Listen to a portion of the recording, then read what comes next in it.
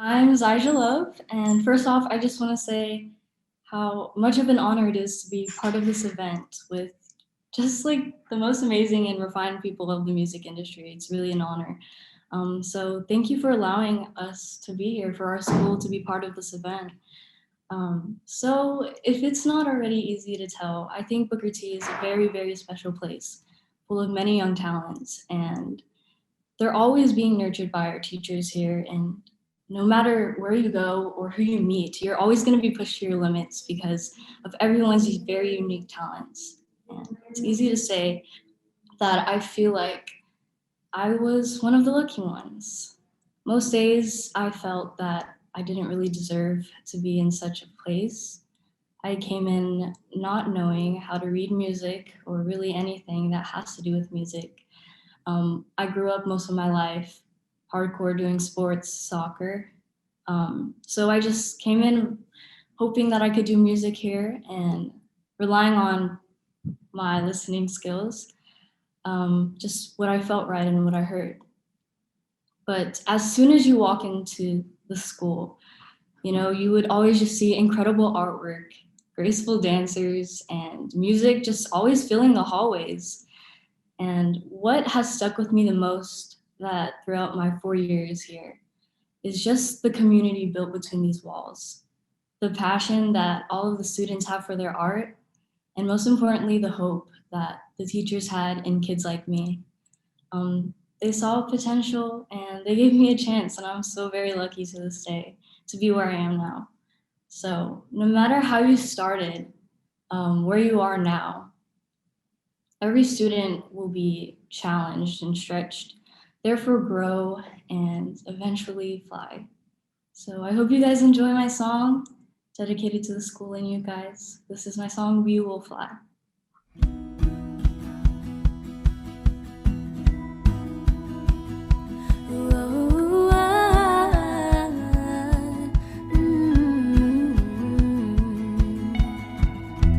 Just when I thought I finally got everything together, yeah, things were getting better. But they walk and I run. Is this all just for fun? 'Cause I can't tell the difference. No matter what the distance is, lately I just sit and think, what does this all mean? It doesn't make sense to me. These thoughts have zero gravity. But no matter what, keep your head high, reach for the skies, 'cause they're always holding on to you. So just keep on holding on. Dream for the night, live for your life. Nobody's gonna live it like you do. I promise you will make it through this time. Around we will fly.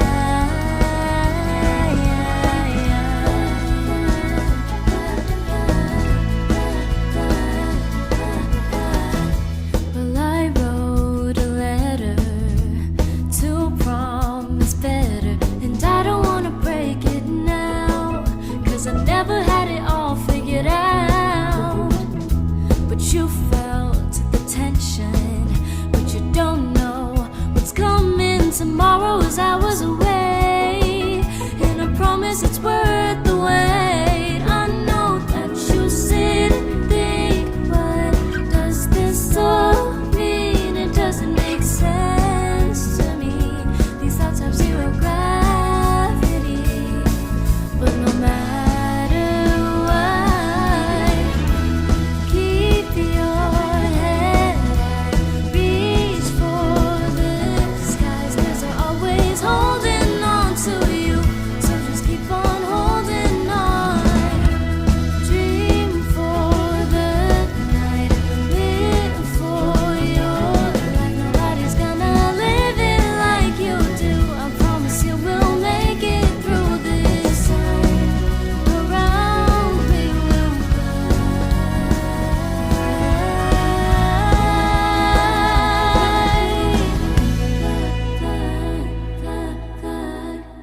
What an incredible performance, XYZSA. That's just a perfect example of the talent that comes from the legendary Booker T. Washington High School. Thank you so much for that beautiful gift. And now that we've set the tone off right with music, the heart of why we're all here, it's my pleasure to introduce our panel of industry professionals, all living in Texas.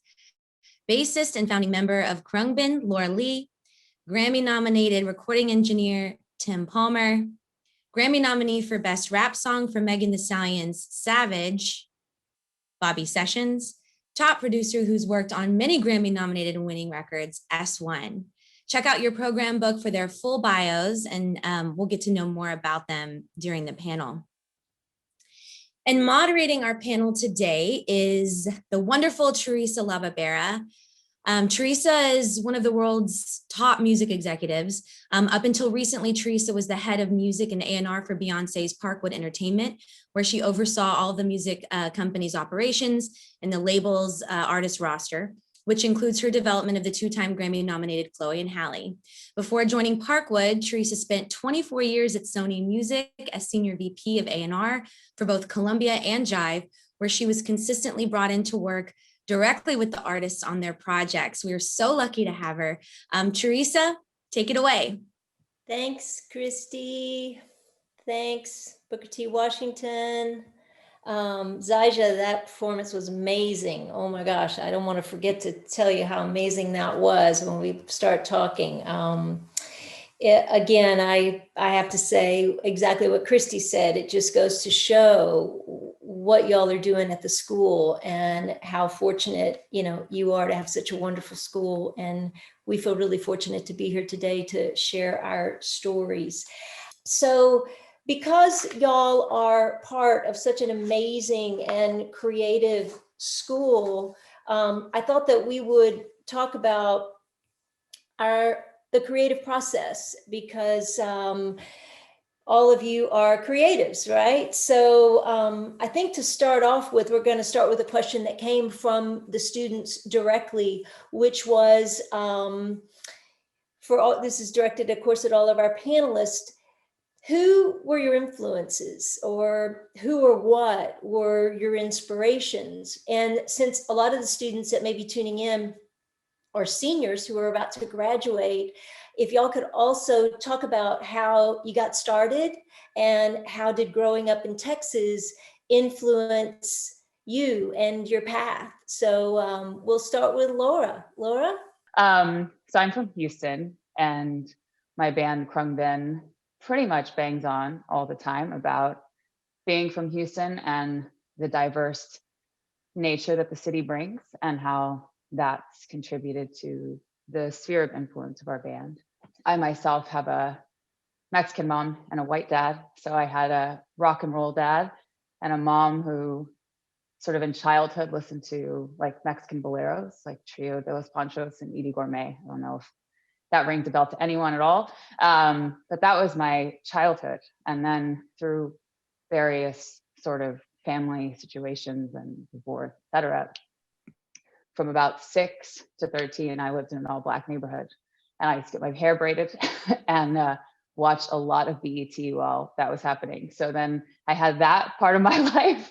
And really those three things are so different, but they're all so Houston, and those really make up who I am. Yeah, that's like a very basic level of my influence as a kid, but it was a huge foundational inspiration for me. Oh, fantastic. Lucky you. Bobby, we'll go to you next. Yes, as far as my biggest influences, I would have to say Jay-Z, Kanye West, Pharrell, Andre 3000, and Tupac are probably the 5 biggest things that influence how I view music and ultimately how I ended up making music. I'm originally from Dallas, Pleasant Grove to be exact, which is like Southeast Dallas. And right after my senior year of high school, I went to the University of North Texas, and I saw an open mic in the student union. And I was like, all right, I should try this. So I went and I did like some poetry. And then someone came up to me and was like, yo, we got this thing every Tuesday called Poetic Justice in front of the student union. It was like a gazebo thing. You had like rappers and singers and poets and instrumentalists, and they would stand in a circle, and one person goes in the center of the circle and they do their talent. So someone was like, yo, you should come do your poetry here. So I went. It got a cool reaction. And at the end, they had a cipher, which is like people standing in a circle, and everybody would start freestyling, rapping about the clothes somebody had on or what they experienced in their day. And I saw some people rapping. I was like, I feel like I could do better than this. So I went back to my dorm room. I wrote a rap. I came back the next Tuesday, recited the rap, and people went crazy. And I was like, all right, this is what I'm doing for the rest of my life. And that's how I got started. Oh, that's a great story. That's a great story. I'm sure there's a lot of people listening in that can relate to that as well. S1, your turn from Waco, Texas. Yeah. Like Teresa said, I go by the name S1. I'm a 3-time Grammy-winning producer. I've worked with artists from Drake to Kanye to Jay-Z, Beyonce, Meek Mill, and so on. I am from Waco, Texas, and some of my early influences were a lot of groups that my parents listened to, which was like Earth, Wind, and Fire, and Marvin Gaye, and Brothers Johnson, and all these other 70s band that really started to, that's when I really started to catch the bug of like music being my thing. But it wasn't until later, like high school, a little after high school, I think my first year in college is when my cousin and we started a rap group. That rap group, I started learning how to write. But eventually, because of our lack of having beats to rap on, that's what really led me down that hole of trying to figure out what a producer does or what a producer is. So that led me down that road. Once I started digging, it just something that just kind of pulled me in, and I wanted to know more about it. I wanted to learn more, so I was just doing a lot of research and started to purchase like little drum machines and things and tap away on that and just learn more and more. And then I started producing for our group that we created. And that eventually turned into us releasing our first album. From that album project, things started to take off, and we started to get a lot of people come to us from that we were influenced by, like Erykah Badu and Questlove of the Roots, and they became fans of our music, wanted to work with us, so we started working with them, and then that eventually led to me producing for other artists as well, which eventually got me into the music industry as a music producer. Great journey. Thanks for sharing that. I know there's a lot of students out there that are going to follow in your footsteps as a producer. So I think it's good to know that you can come from a small town, and I think it's what's great about it. So speaking of not necessarily coming from a small town, except Tim, I don't know, maybe it was a small town. Tim hails from England. So even though he wasn't born in Texas, he's been here long enough that we consider him a fellow Texan now, and we don't hold it against him. So maybe you could talk about, Tim, you could tell us how you got started and how relocating to Texas, either affected or impacted what you do today. Sure. It's very nice to be here. I also want to point out that I really loved Saja's performance. I thought that was fabulous. I think something that she mentioned about not being able to read music and loving soccer, that's sort of pretty similar to me, actually. I still can't read music and I still love playing soccer. So don't ever feel that that's going to hold you back, because it certainly isn't. Your music reminded me a little bit of the Sundays. If you haven't heard of that band, have a listen to the Sundays. It was a wonderful video. I really enjoyed it. So I hope you don't think of me as in any way a Texas imposter. I love being in Texas. I've been here about 12 years now, and I've been very involved in the academy since I moved to Texas. I actually served as I'm still serving as trustee, but I served alongside Teresa there. As trustee, we served together, and I'm very proud to be a Texan now. My start in music is very different. It's a wonderful eclectic panel because you're hearing about all these different types of music from the Brothers Johnson to Jay-Z, and my first love, I guess, was when I was a teenager. Was I started to be affected by punk rock music in London. Um, I was listening to bands like The Clash and the Sex Pistols and the Damned and the Jam, and was able to go and see the Clash play at the Hammersmith Palais on their London Calling tour. And that was the point that I thought, I have to do this. I couldn't play particularly, but I knew I could get a guitar, and I saved up my pocket money and got a guitar, and we formed a band. And in the punk times, you formed a band whether you had talent or not. The talent and working out how to play came later. But it gave me the opportunity eventually to record demos. And it was at that point that I sat in and watched the engineer and the producer try and record what we were doing.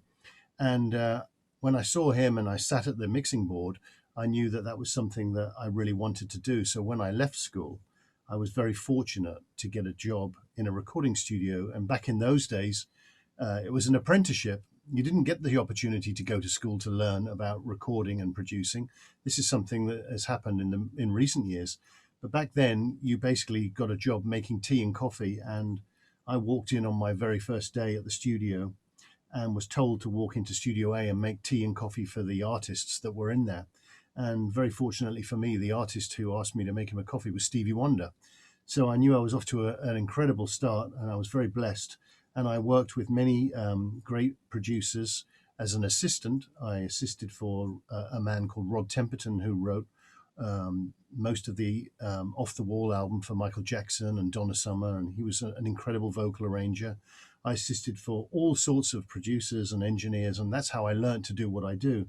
And I've been very fortunate in my career. I produced and written songs with Ozzy Osbourne. I've worked with David Bowie on the Tin Machine project. I mixed some songs with U2, Tears for Fears. I mixed the first Pearl Jam album, which is probably my most successful album. And even back in the 80s, I was doing bands like Dead or Alive, and I mixed a song that you might know called I Just Died in Your Arms for Cutting Crew. But the thing I would like to just say is that, everyone can succeed if you have a passion in this business. It really is about believing in yourself. So anyway, I'm very honored to be here today. Thank you. Thanks, Tim. So I guess I'll give you all a little bit about my story too. I am from Texas, born and raised, in case you couldn't hear it in my voice. I'm from a little bitty town south of Waco where Larry grew up, called Marlin, Texas. It's pretty tiny. And anyway, I was always just a fan of music. I don't play, I don't sing. Nobody wants to hear me sing.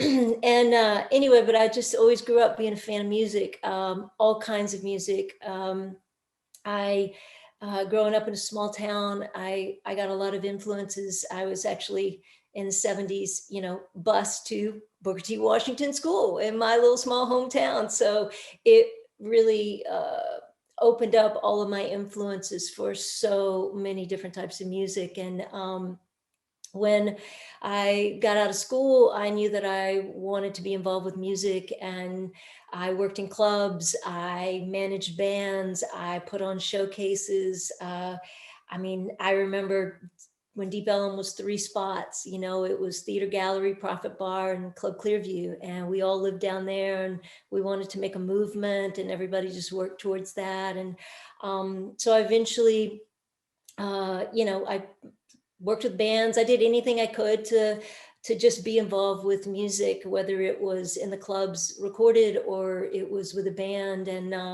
I started off as an A&R scout for Sony Music, and traveled 7 southern states of the US. And a good friend of mine that was in publishing at the time said, "Hey, while you're out there looking for bands and groups and singers, why don't you see if you can find some songwriters as well?" So that piqued my interest in also discovering songwriters. So I was really fortunate. 2 years into being a scout, I got a demo tape sent to me by Matthew, and it was Girls Time, which later on became Destiny's Child. So Destiny's Child was my first signing.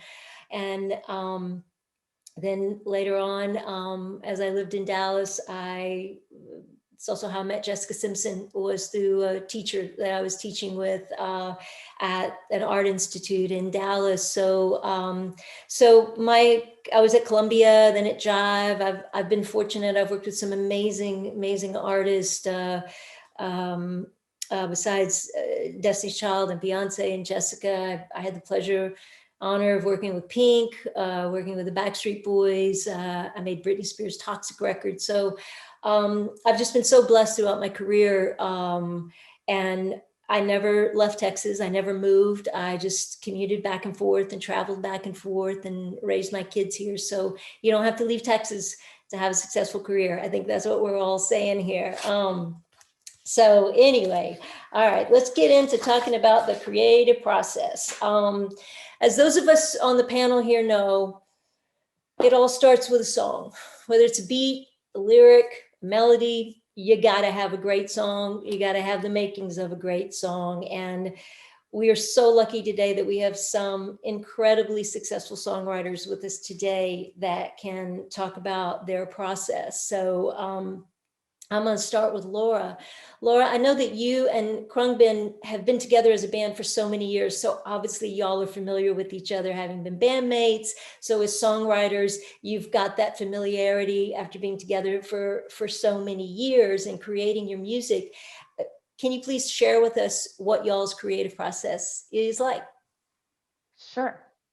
It's definitely, evolved over time, but I think starting at the beginning feels important, which is I was a brand new player when the band started. I'd been playing for about 6 months. So, Zyja, when you were talking about not reading music and being at Booker T, it's sort of, I was in way over my head in that way. And I still sometimes get imposter syndrome in the studio because DJ, our drummer, has perfect timing and perfect pitch. And Mark, our guitar player, is like a wizard. He's always finding, it's like, there aren't any more chords that exist, but he's trying to find one. And so I was very much the novice of the band. And what I feel like I'm constantly reminded of every day is that sometimes what you think your weakness is actually your strength. And I think the fact that I was less experienced actually sometimes lent to my creativity because I didn't have the roadmap that they had. And so at the very beginning of the band, it was just me sort of learning my instrument. And to this day, I know how to play numbers. So I know 1, 2, 3, 4, 5, 6, 7, 8. I'm not so great with letters still. So in a jam session, if people are calling out letters, I am lost unless I know where one is. It is a difficult thing for me. So I kind of played with shapes. I'm a math nerd. I love patterns. And that was kind of how I got started playing. So I would play to a drum loop. So DJs basically made a huge bank of drum loops. I still do this today. I put on a drum loop it, and play and record myself the entire time, sometimes an hour and a half. Most of it is terrible. But I use Ableton, and I'll highlight the sort of bits that I like. But Mark and DJ dug their heels in and making me save the entire session, even if I only like these parts, because they listen to the whole thing and they will find things in the things that I've discarded that they actually think are really cool. DJ likes to say that I have the best mistakes. So that's where we start from. And then usually what happens is Mark will take what I've played and chop it up and arrange it and play guitar over that. And then the three of us get together and kind of work out how the song really works with the three of us playing. So before we actually play the song together in one room, we've each kind of had our own time with the song. And we're all nerds and introverts. And I know for myself, like when I work in the studio, if we're in person and I have to write something, I usually put like a headphone amp in, or I go into another room while I'm writing because I like to be in my own head. And Yeah, so it's important for our process to each have our own time with each song and then come together and play it. We have a barn we record in out in Burton, Texas, which is halfway between Houston and Austin.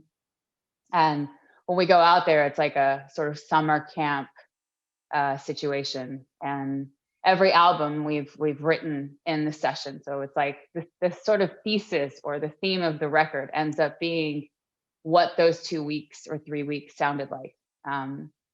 We go in and we kind of like do a relay race handoff situation where I go in a room, I play to a drum loop, I hand it to somebody else, and we kind of toss it back and forth. And then when we actually go to record the, what becomes the album, it's usually like the second or third take of us actually playing the song together.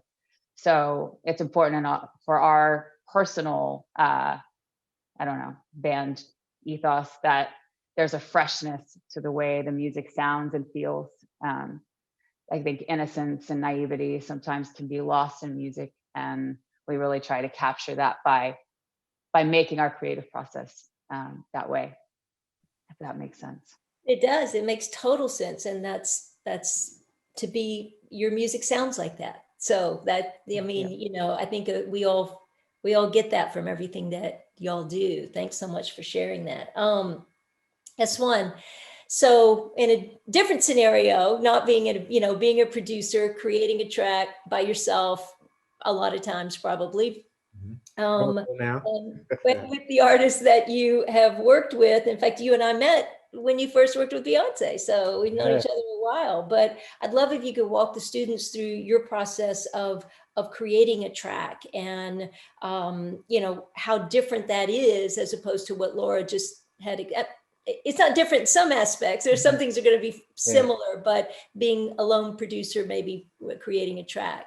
Yeah, absolutely, Teresa. So my process, it changes a lot. And I think it's because I learned myself and realized that I get very bored easily on the creative end.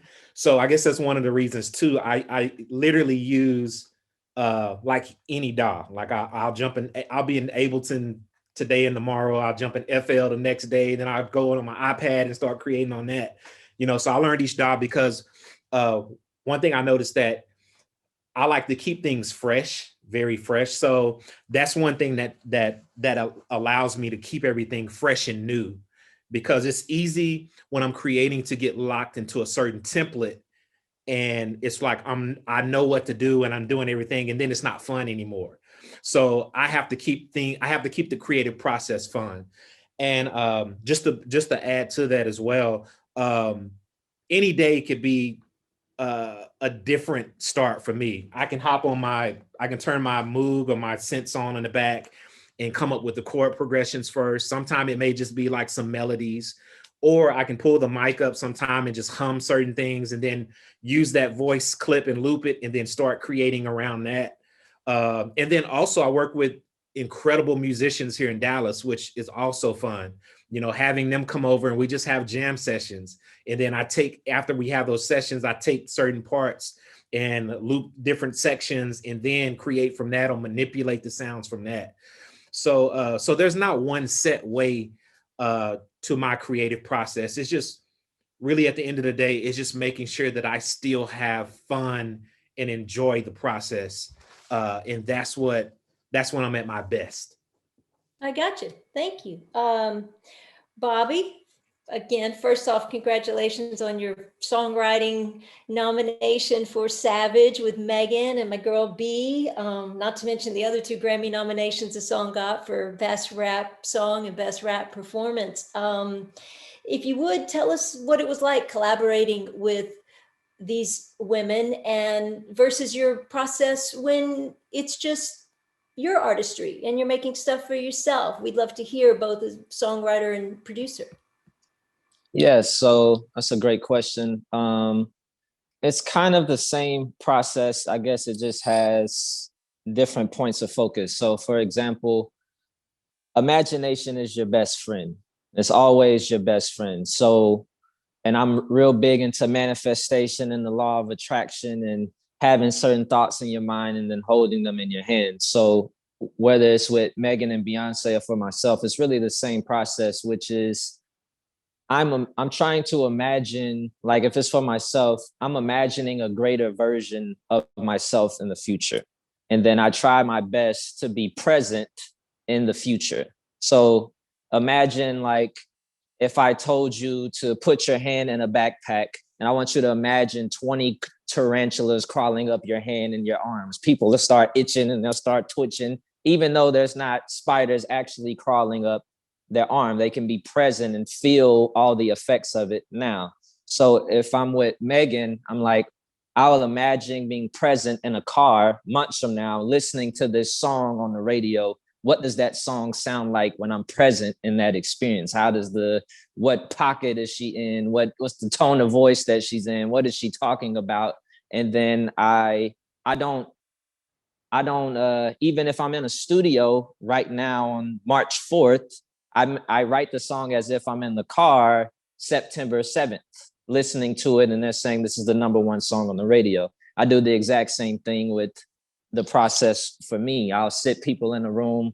We did a album that I have coming out in a couple of months. We recorded in Westlake, and it was the room, Thriller was made in. So I started imagining like, well, what if Michael Jackson and Quincy Jones was sitting here? And I make them like almost like an imaginary friend type thing. Like I imagine they're there and they're helping to contribute the record. As I'm writing it, I'm imagining that they're looking over me like, that's dope. That's not dope. This is cool. That's not cool. And then creating from that space, imagining imagine the finished product, I guess the simplified version. Imagine the finished product now, and then create like you already did it and you're just recreating something that you made already. That's been like my process, and it's yielded some great results thus far. And I'm excited to continue to compound that. Well, it's working for you. So Thank you. I'm going to add to that because I put together a lot of songwriting. I'm going to call them soirees because I don't like the word camp. But whenever we start on a new album and bringing songwriters together to create for an artist, it's really important trying to create that vibe. And we never want to give them a brief. You want to give them some inspirations. You want to give them some ideas and things but I don't think, a lot of times I think a lot of people are handed a brief, and that sort of short sides their imagination of where they could have gone, because it's all about, is all about the song and creating that atmosphere, just like you created for yourself. And I know when we start an album project, for us, it's all about the vibe. It's all about creating a vibe so that the songwriters feel inspired and they can put themselves into a situation. And a lot of times we don't even know if the song will be good for us or good for someone else. And you probably go through the same thing, maybe it's good for you or something you thought was going to be good for you, and you cut it and you go, oh, you know what, I'm going to give this to so-and-so because it doesn't really, you just never know. The song has to, I think, find its own journey, I think is what kind of we're all saying. And that touches a little bit on, I'd love to get into, record. Laura, it was great. You were talking about how y'all record in your barn, and you create there and you record there, and you're kind of writing and producing as you go, which is great, because a lot of times, if you're lucky, the production does sort of naturally come in the songwriting process and in the recording process. And then other times we have to add that production or it needs to take another turn. And I would love, Tim, if maybe you could just add a little bit about, if you're recording at home, what you can do without going over the top and being too consumed on the technical side, if maybe you're not that technical. And then also what you do as an engineer, when you do have artists in the studio with you to create a vibe that's not so sterile in the studio. It'd be great if you could give everybody a few tips. Sure. As you pointed out, my role is far more collaborative in the sense that I'm not like the other members of the panel. They're creating the music. I am working with songs that are usually created by the artists, and they come to me to help them finish them. So it's a very different place. I see the first thing that I do when I listen to a song is I ask myself, what is it about this song that makes it special? Is it the groove? Is it the lyrics? Is it the vocal performance? You have to try and find out what is it about this piece of music, this song, that needs to be helped. And as I said, you pointed out at the beginning that really all of this, the most important thing about this is having great material. Out of all the records I've made through the years, from 1980 onwards, the ones that will be remembered are the ones that are great songs, and that's why it's very important to have great A&R, or as yourself, be very conscious of, is this material strong enough? Because if it's not strong enough, you're wasting your time. That's the truth. I see myself in a collaborative role as, you're not the word, but you are merely a highlighter pen. You're helping an artist find where their strengths are. And you'll help them to achieve that by creating an environment, whether it's in a recording studio or more often nowadays, it's in a home studio, of comfort where they feel they can express themselves. And, remember certain key things like it's not really important for everything to be perfect. If it works and it's slightly distorted or it's slightly off, if it works and it has the attitude you want, then that's the one you want. When I was very fortunate enough to work with David Bowie, he basically hammered that home to me as a young engineer. I was about 26 when I was working with him, and he would consciously make me realize that sometimes it's better to leave things alone, because it's very easy, especially with the technology we have today, to overcook things. Let things come out naturally and be more organic, and look for their strengths. It really doesn't matter how you get to that point of being successful. It doesn't matter how you get there. What's important is getting there. As I said, my role as a producer in the first 20 years of my career was walking into fancy studios like Abbey Road and having great microphones and engineers and stuff like that. But now I'm in Texas. I built my own studio and I work with my own little room. And, what I find is that as a mixing engineer, which is what I try to concentrate on, people haven't got the time anymore that we used to have because the budgets are small. So I find that as a mixing engineer, I will try and bring out the best of what they have done. But at the same time, I'm open. They should be open to the fact that I add extra stuff. And that's something that's very new to mixing, is that you have to be prepared to say, I added a guitar in the chorus because I felt it needed to be lifted. So you'll put it on, and if they don't like it, you can mute it. But nowadays mixing is about extra production and mixing. It's not just mixing anymore, especially in the sort of music that I work in, which is more alternative.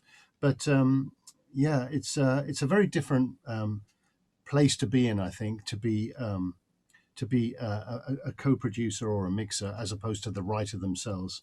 And the truth is that, and I've always said this, that the best cure for a bad mix is a great song. And always remember that. Yes, that is so true. I know you and I know that for sure. And I'm glad you touched on the aspects of production. We don't have as much time today as I'd like for us to get into that, but additional production, you're right, can make a difference, whether it's a drum sound, a loop, I mean, any number of things. And I think for the students out there listening who want to go into production or who are artists, be open to hearing other people's ideas. Because a lot of times that little sound, sometimes I don't even know what the sound is. I got to find it because I'm like, what is that? And somebody's like, oh, we were shaking a bag of Skittles or whatever. I'm like, okay, you never know what it is that's gonna add it. Before we wrap up and go to questions, I do want to touch on visuals and content and how important that is today, as well as the music. So you've got a great song, you've got it to a place where you love the way it sounds. And it's so important today because that is as much a part of the music as the music is. Laura, I know, again, I'm going to start with you. Your band, Khruangbin, have always been so inclusive of art, fashion, music, and everything that y'all do. And obviously you're touring around the world, Glastonbury, and all the amazing tours that you guys have done. You've incorporated those global sounds and influences into, I mean, y'all's videos are amazing. I'd love if you could touch on just really, quickly for everyone about how you as a band, get your inspirations across to a video director, or if you do the videos yourself. And yeah. Videos. I mean, I'd say, videos, the stage production, live show, all the things that aren't recording music onto, a vinyl in our case.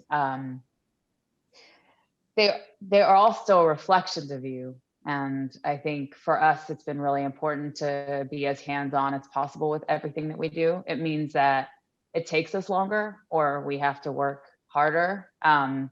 Sometimes our, email inbox is, overflowing, and we're late to respond because we want to have our hands in all the pies. I was sort of lucky in that, I mean, I worked a day job until 2016, started the band in 2010. And I worked up until we got our first 3-month tour, where I actually had to quit, and I had no money, and I was crossing my fingers, hoping for the best. But I worked at an advertising agency for 3.5 years in London. And all of the art directors and creatives at the agency would rather be working on music videos than on commercials most of the time. And while I was just sort of like a lowly receptionist and admin when I worked there, then all of a sudden sort of everything changed, and now the creatives actually were hoping to work on projects with me, which is really it's great.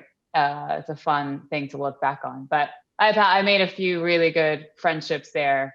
And I work with, a handful of people for our videos.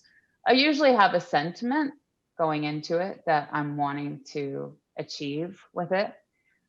We are also pretty, for the exception of one video, we are not in our videos because we're just not really too much of a face to camera band unless we're on stage.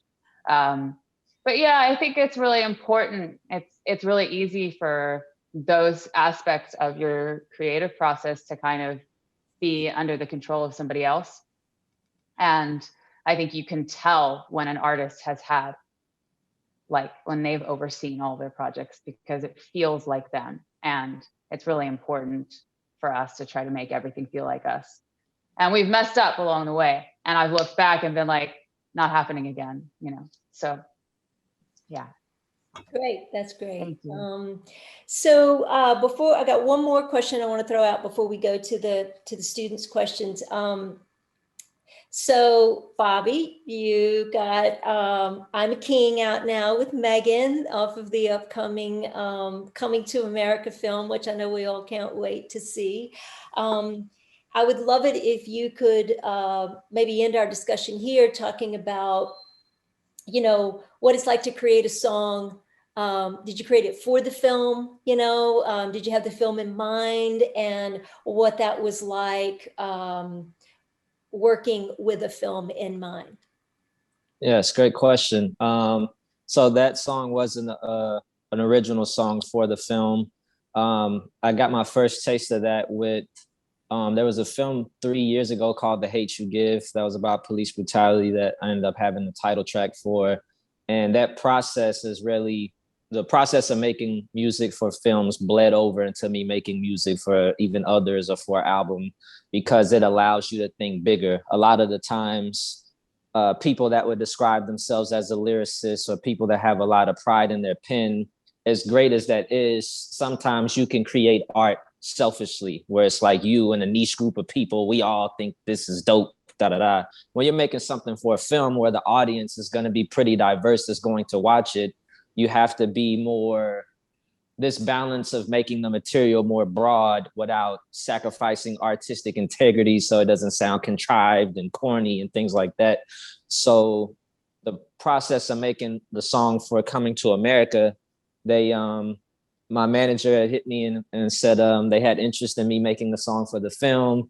And for this, they had, which is it doesn't always happen like this, but we were lucky in this case where we had some insight on what the scene was going to be. A lot of the times it's just like, we want something for a film and we want it to be up tempo and that's it. And then you have to just throw darts blindfolded and see if something lands. But in this case, it was like, yeah, the scene, there's a young prince and he has to go through his prince lessons. He has to go through these certain tests to show the elder statesman that he's worthy of being crowned king. So you need to make something that I guess be the background to that.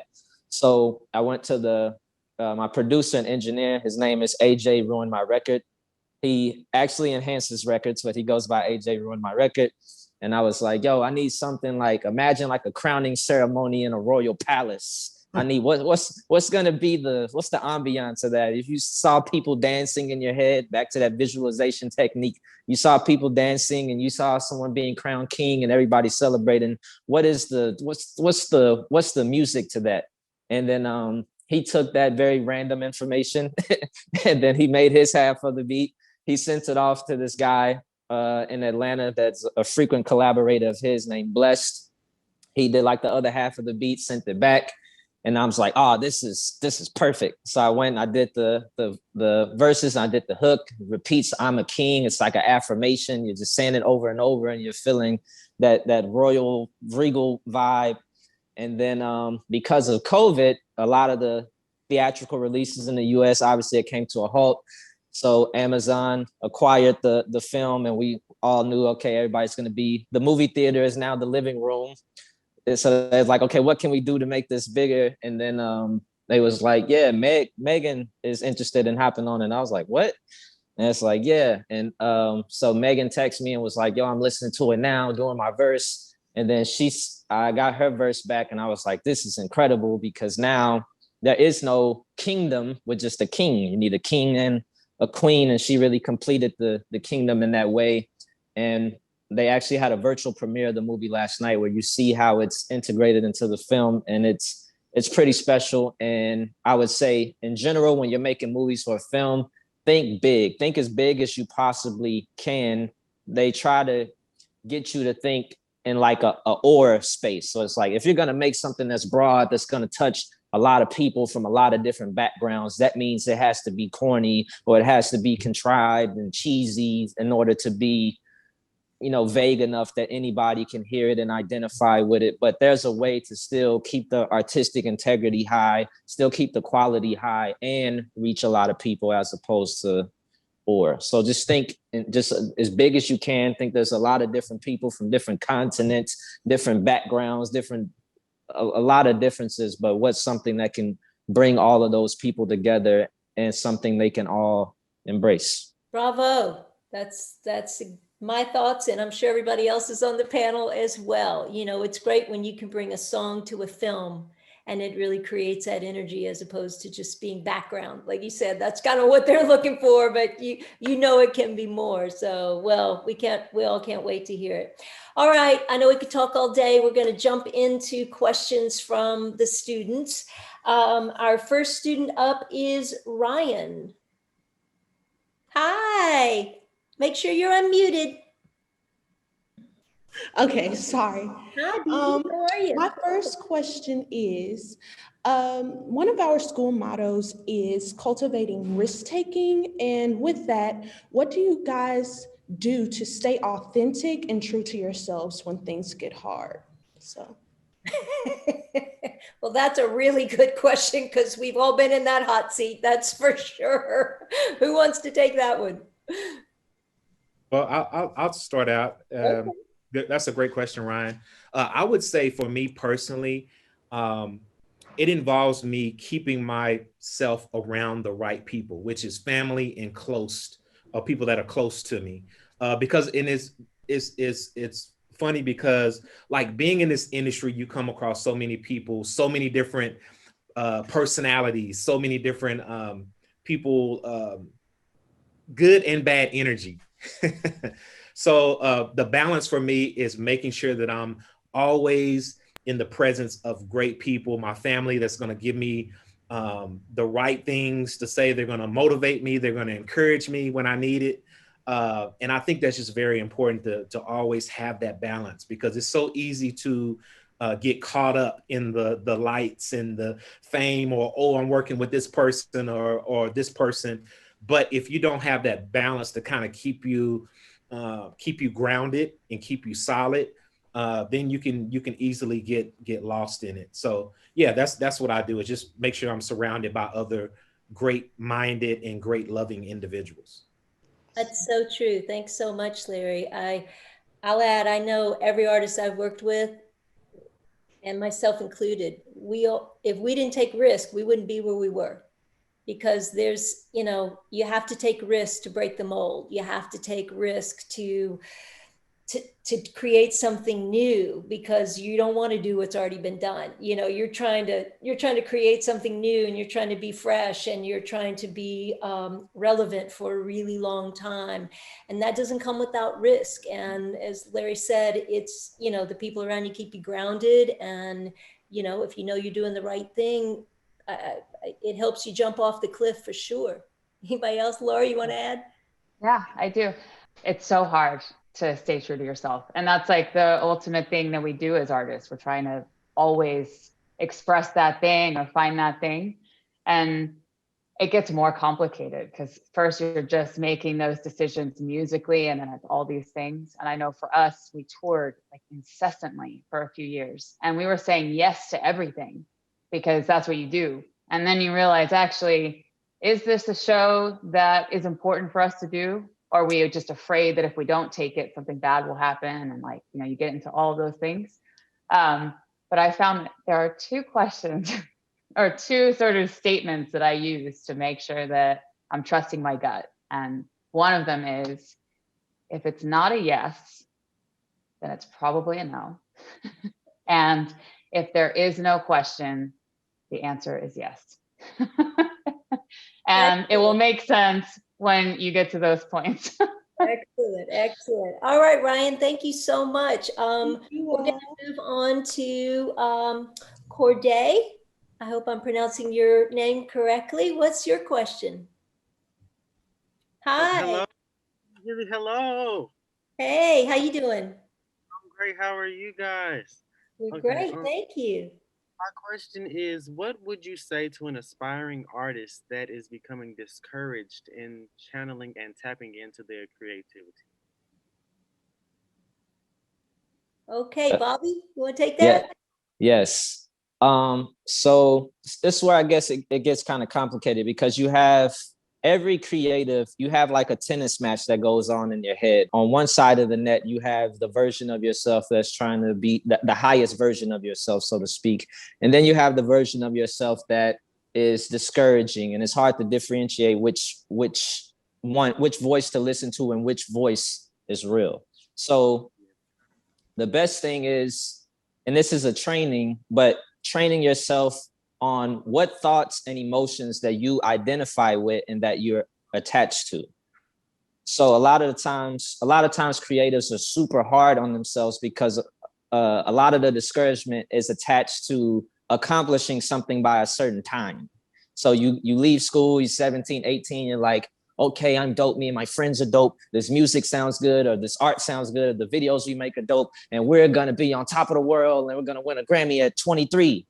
And then you get to 23 and it looks like you're far as hell away from any of that. And you're like, oh no. And I see people getting married. I see people advancing in their career. Should I have went and did a regular job? Should I have went and did this and did that? And then you're going to start second guessing all of your decisions, because a lot of the angst you're putting on yourself is, I got to accomplish these things by a certain time, or you're comparing your demo you're doing in your crib at 19 to a Beyonce mix and mastered at the best studio demo. And like, this sounds so far from this. So it just seems impossible for me to get to that.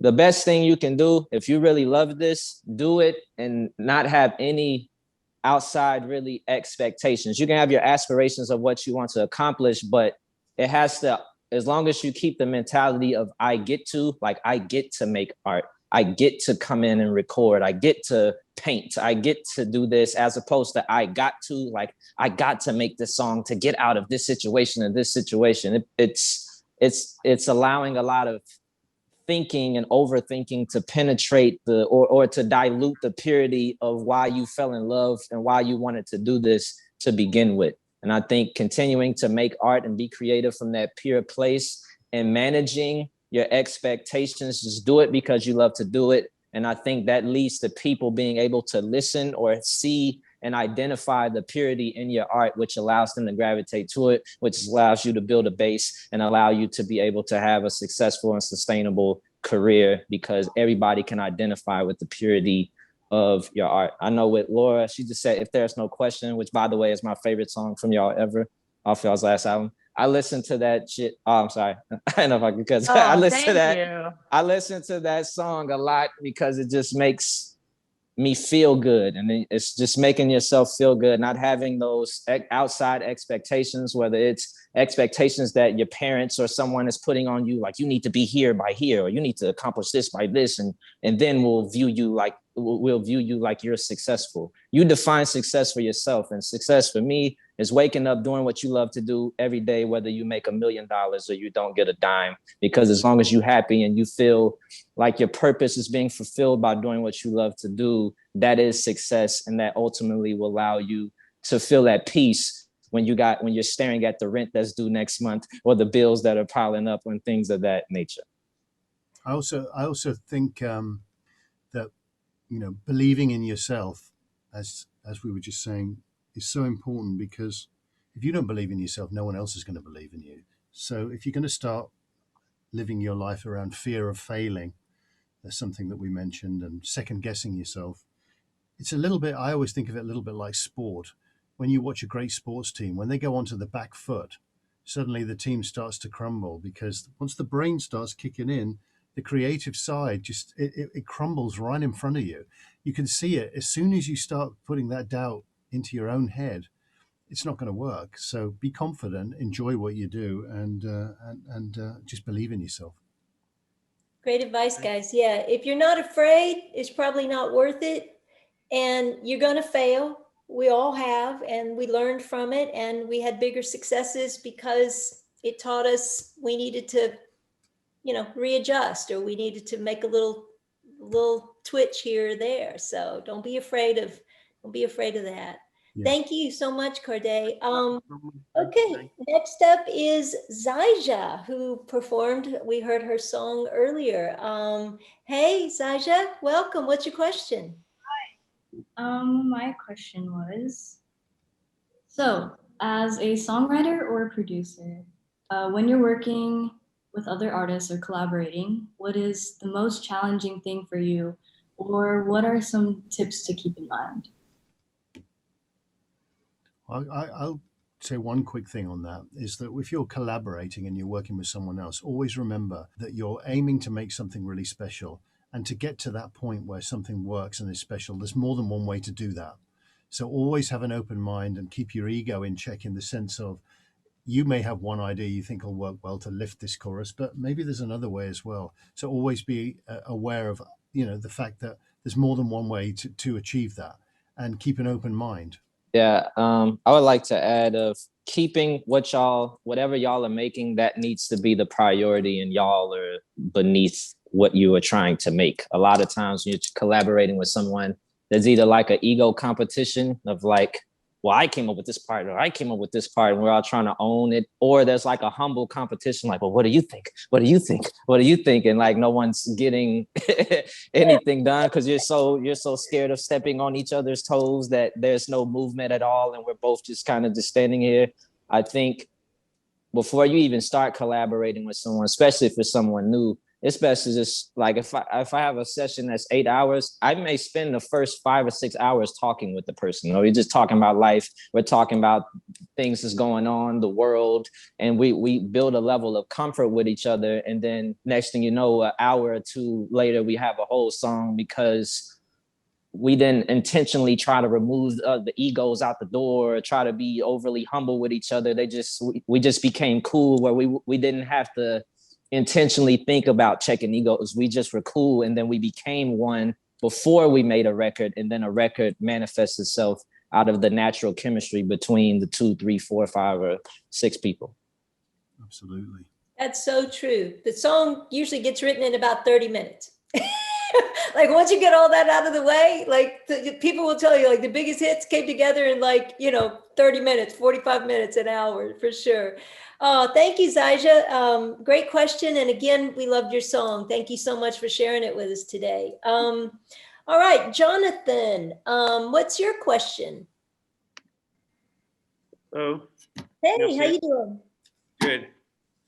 All right. So my question was more on the production side. I was wondering, since Pro Tools is the industry standard right now for recording, is there going to be a new DAW that would be better to get familiar with now, just so you can have more options? Well, I'm sure there'll be people that will say, is Pro Tools the standard? But go ahead, I'll let you guys jump in on that. No, that's true. I mean, I would say Pro Tools is still the standard because no matter what DAW we're using, it's probably going to end up in Pro Tools to be mixed. However, I would say definitely start with Pro Tools. One thing I did personally, I think I was using when I first transitioned to software, I was using Reason, and I got to a point to where I told myself I needed to be able to go out to LA, and no matter what session that my management company or my publisher puts me with, I need to be able to start the idea and see the whole process through without anybody. So what I started doing was when they would say, okay, we got this whole week booked with these artists or songwriters, do you need an engineer? I would tell them, no, I don't need an engineer. I'm just going to do it myself. So I started doing the full sessions myself. And that was with Pro Tools because I knew that I needed to learn that, because any session that I went in, I knew they were recording on Pro Tools. Now, once I got to a point to where I learned it, it's like, okay, now I need to find another DAW that's going to, that I'm going to be able to have a better workflow, because as we all know, there are no cheat codes in Pro Tools. Like, you have to know it. But then you can go over to like an Ableton and everything is just real quick, So I would say definitely learn Pro Tools. But then find a DAW that you're comfortable with, that you have a good workflow, that you're able to just turn out, whether it's production or arranging or mixing fast, and then it can always end back up in Pro Tools. Here's one quick pointer with Pro Tools. You should learn Pro Tools, absolutely, because it is, as we said, it's where it's going to end up. So learn it. One thing that I learned when the first 20 years of my career, I was recording on tape, and when Pro Tools came along, I was like, I went for a demonstration, and I was explained, you can see the audio, and I had the demonstration. I was like, no, thanks. I really don't think I want to deal with this. And a few years later, I was in a position where if I didn't learn how to use it, I would have no career anymore. So it's been a wonderful thing, because one half of my career was analog. The second half has been in the digital world, and it's kept it fresh.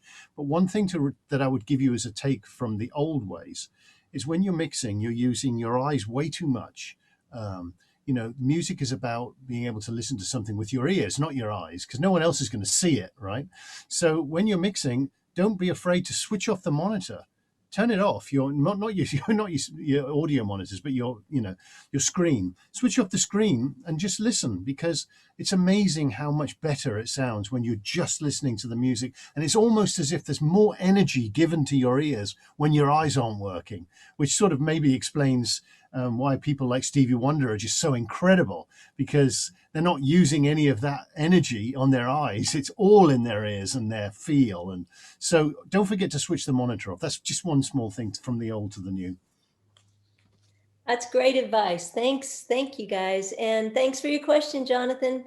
Okay, we're going to move on to Alex. So Alex's question is, what made Texas the best creative space for each of you? Well, for me, it was, for one, it was the people in Texas, because I would have never met my band had it not been for Texas. But I think where we record is actually really special, and we record in the Hill Country, and it's very Texas. I've now traveled the world, and I lived in England for about 5 years. And people think Texas is like the Wild West, where I'm getting off a horse every day. And it's a Sure. really beautiful thing to sort of realize that, and because it actually makes it way cooler to show people what Texas is. But we record in a barn, and we get to open up all the doors to the barn, and so we play with the sound of bees and birds and leaves flying, and it actually creates a soundscape that we don't actually feel the need to play too many notes or overwork things, because there's already this sonic floor of Texas, and that has been a huge part of my whole process. So I feel we make very Texas music. To say Texas, at least for me, is where my identity was established.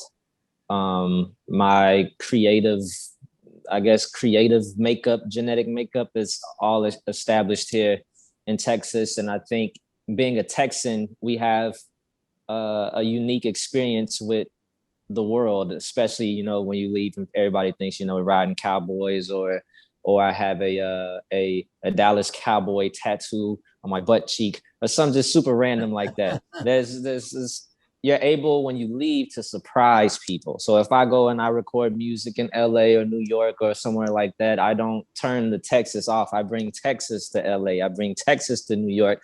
And when you go there, which I guess that means you always can feel a void in the room, because everybody needs some Texas energy. It just makes the room better. I mean, everybody loves Beyonce, and Beyonce is Texas through and through, and that should be enough proof right there.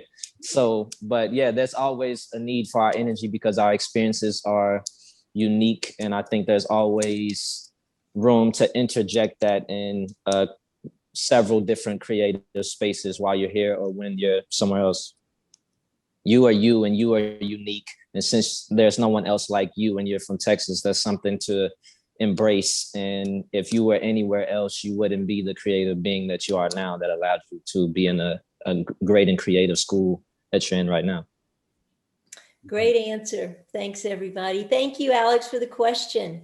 Okay, sadly, we're out of time because y'all got to go to class. But we just want to say a special thanks to the Booker T. Washington High School for Performing and Visual Arts Advisory Board for co-hosting and helping to organize this great event.